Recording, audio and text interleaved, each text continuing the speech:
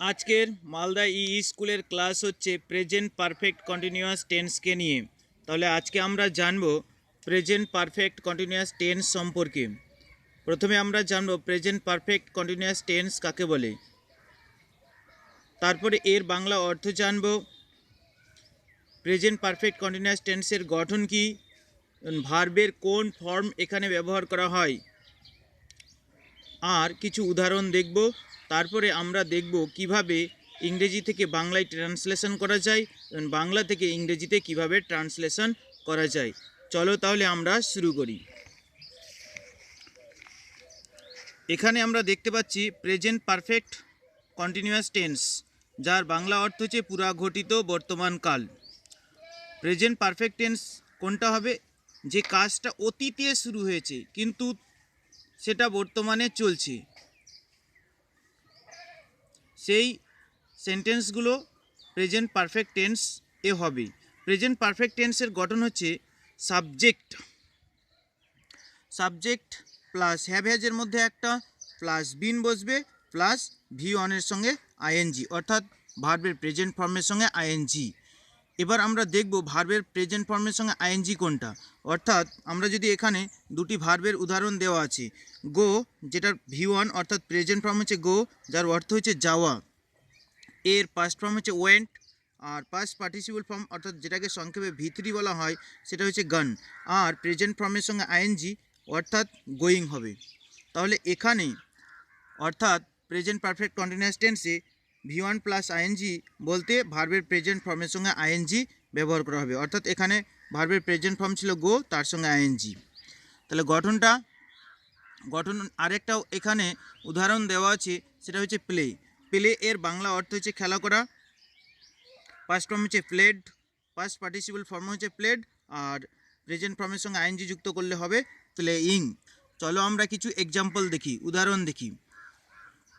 যেমন এখানে উদাহরণ দেওয়া আছে বেশ কিছুটা। প্রথমে লেখা আছে আই হ্যাভ বিন গোয়িং, আমি কিছুক্ষণ ধরে যাচ্ছি। তবে এখানে খেয়াল রাখতে হবে যে এই টেন্সটা যেহেতু অতীতে শুরু হয়েছে এবং বর্তমানে চলছে, তাই এটা কিছুক্ষণ ধরে, সময় যদি উল্লেখ না থাকে তাহলে ধরে নিতে হবে যে কিছুক্ষণ ধরে কাজটা চলছে। যেমন এখানে দেওয়া আছে আই হ্যাভ বিন গোয়িং, আমি কিছুক্ষণ ধরে যাচ্ছি, অর্থাৎ আমার যাওয়া কাজটা শুরু হয়েছে আগে কিন্তু এখনও চলছে। তারপরে দেওয়া আছে we have been going for an hour, আমরা 1 ঘন্টা ধরে যাচ্ছি, আমরা 1 ঘন্টা ধরে যাচ্ছি। এখানে সময়টা উল্লেখ আছে ফর দিয়ে, ফর অ্যান আওয়ার, 1 ঘন্টা ধরে যাচ্ছি, অর্থাৎ আমাদের কাজটা অতীতে শুরু হয়েছে 1 ঘন্টা আগে এবং এখন চলেই যাচ্ছে আমাদের কাজটা, অর্থাৎ আমাদের যাওয়া কাজটা চলছে। তারপরে 3 নম্বর উদাহরণ দেওয়া আছে you have been going for 2 hours, তুমি 2 ঘন্টা ধরে যাচ্ছ, অর্থাৎ তার কাজটা 2 ঘন্টা ধরে চলছে, অর্থাৎ তার যাওয়াটা হাঁটাটা চলছে। তারপরে আরেকটা উদাহরণ দেওয়া আছে এখানে it has been raining for the last 3 days, গত 3 দিন ধরে বৃষ্টি হচ্ছে, অর্থাৎ বৃষ্টির হয়ে যাচ্ছে 3 দিন থেকে, অর্থাৎ 3 দিন আগে থেকে শুরু হয়েছে এবং এখনও চলছে।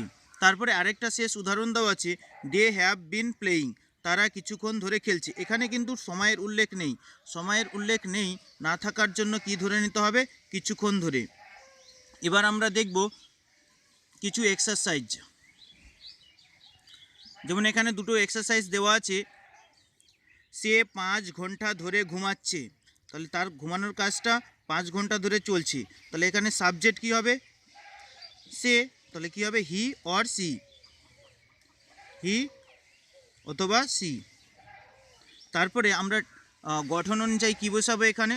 এর গঠন হচ্ছে হ্যাভ হ্যাজের মধ্যে একটা হবে, হ্যাভ বসবে না হলে হ্যাজ।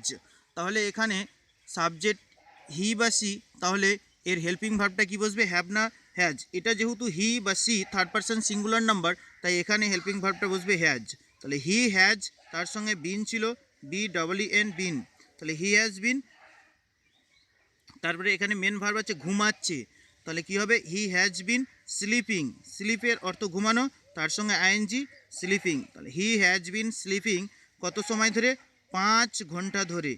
5 ঘন্টা ধরে, তাহলে কী হবে ফর 5 FIV 5 আওয়ার্স HOURS। দ্বিতীয় উদাহরণটা দেখব, তারা 2 ঘন্টা ধরে লিখছে, অর্থাৎ তাদের লেখার কাজটা 2 ঘন্টা ধরে চলছে। তাহলে তারা হচ্ছে সাবজেক্ট, তাদের ইংরেজি হচ্ছে দে, THEY দে।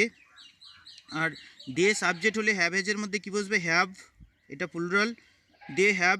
তারপরে কী ছিল, বিন গঠনে, তাহলে দে হ্যাভ বিন কী করছে, লিখছে, লেখার ইংরেজি হচ্ছে রাইট, রাইটের সঙ্গে ING যুক্ত করলে হয় রাইটিং, WRITING।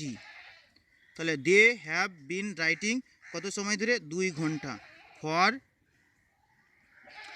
2 আওয়ার্স। তাহলে তারা 2 ঘন্টা ধরে লিখছে, তাহলে they have been writing for 2 hours. তোমরা এইভাবে খুব সহজেই ট্রান্সলেশনগুলো করতে পারবে, বাক্য দেখেই বুঝতে পারবে যে এটা কোন টেন্সে হবে। এখানে সময়ের উল্লেখ যদি না থাকে তাহলে কিছুক্ষণ থাকবে, যেমন প্রথম এক্সারসাইজটাতে যে সে 5 ঘন্টা ধরে ঘুমাচ্ছে, 5 ঘন্টা সময় উল্লেখ যদি থাকে আর কন্টিনিউয়াস চলে কাজটা, তাহলে সেটা হবে প্রেজেন্ট পারফেক্ট কন্টিনিউয়াস টেন্সে। তারপরে দ্বিতীয় এক্সাম্পলে বলা হয়েছে তারা 2 ঘন্টা ধরে লিখছে, অর্থাৎ 2 ঘন্টা আগে তাদের লেখার কাজটা শুরু হয়েছে এবং এখনও চলছে, তাহলে প্রেজেন্ট পারফেক্ট কন্টিনিউয়াস টেন্সে হবে সেন্টেন্সটা। তাহলে গঠন কি, subject plus have plus been plus ভিওনের সঙ্গে ING। তাহলে তোমরা এই টেন্স থেকে কি বুঝতে পারলে,